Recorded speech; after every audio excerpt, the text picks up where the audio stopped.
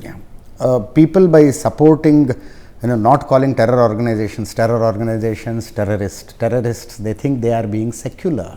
Yeah, I think that people are afraid to call things by their name. I think psychologically people wish that this didn't happen, and maybe if they don't address reality, maybe it won't be real. I think it's a psychological issue many times, but I think it hurts the cause, because in the end, we saw it in Israel, we saw it in India. There are other places around the world that are maybe less talked about, but these things happen. Only if a strong stance is taken against Nobody it. discusses about what's happening in African countries. Exactly. There's so much going on. Yes. And there's so much hurt and pain. But people prefer to put out, to try and ignore it and hope, just because I think a lot of times, I think it's because they're scared, or because they prefer not to have to deal with a difficult situation, hoping it will just go away or disappear. But that's not the way to do it. If you want to fight terrorism, you have to fight terrorism. You have to fight, and you have to acknowledge that there's terrorism.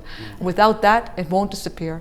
And I think that that's something that the world needs a wake-up call. In many places around the world, many people around the world need a wake-up call to realize that terrorism is real. As painful as that might be, as unfortunate that might be, terrorism exists. Terrorism is horrible and has to be dealt with.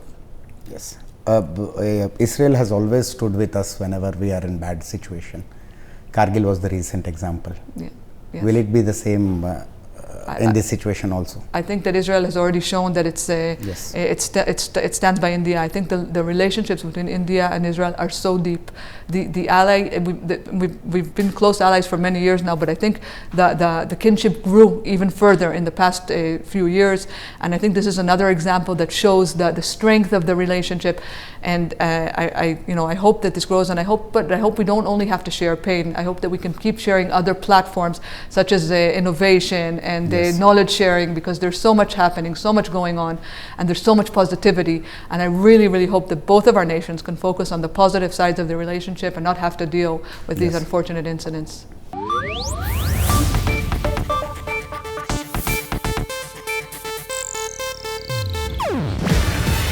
ಇದು Asianet news network ಪ್ರಸ್ತುತಿ.